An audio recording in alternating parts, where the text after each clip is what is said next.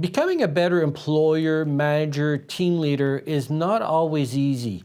So I'm going to share with you a few little tricks that can help improve the skill set of yours and become a much better leader.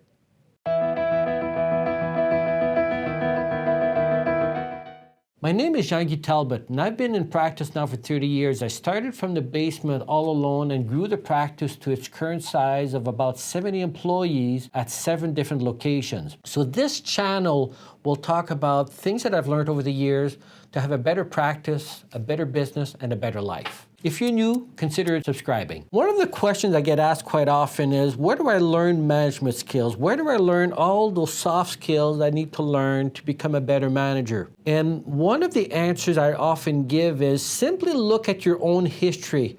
Look at all the people that you've worked for. And first, make a list of all those employers that you worked for that were really good employers, and then make a list of what it was that made them good employers. And the next thing I would suggest you do is make a list of those employers that were not so much fun to work for. And list the things that they did or didn't do that really ticked you off. And so those will tell you volumes about how to treat your own employers. What I meant was employee. And I found that a lot of what I've learned about being a better employer and a better manager and a better leader is by looking at those people. So I'll give you 2 examples.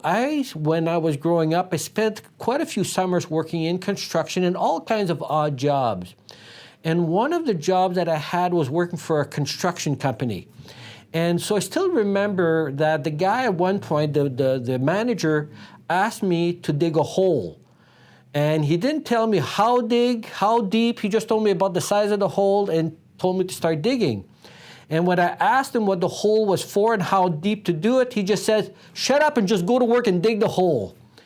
Now, what do you think it did to my morale as it relates to that job? So as I'm digging, I'm thinking, I don't know how deep to do this hole. I don't know what it's for.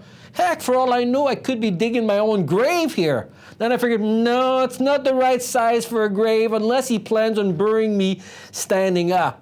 So I figured, okay, so it's not a grave, but I still had no idea the purpose of the hole that I was digging.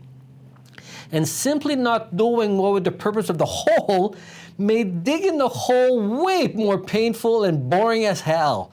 And all he would have had to do is say, look, we're going to pour some cement in this hole to support a house.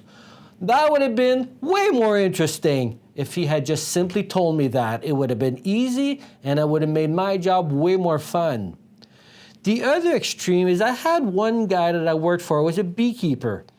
And he was phenomenal to work for. And one of the things that I really appreciated is how he was not only concerned about my productivity, but about my learning.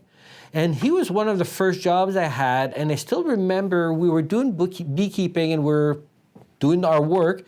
And he says, Jackie, come here, I'm going to show you something. So I'm dropping what I'm doing, thinking he wants me to do something else.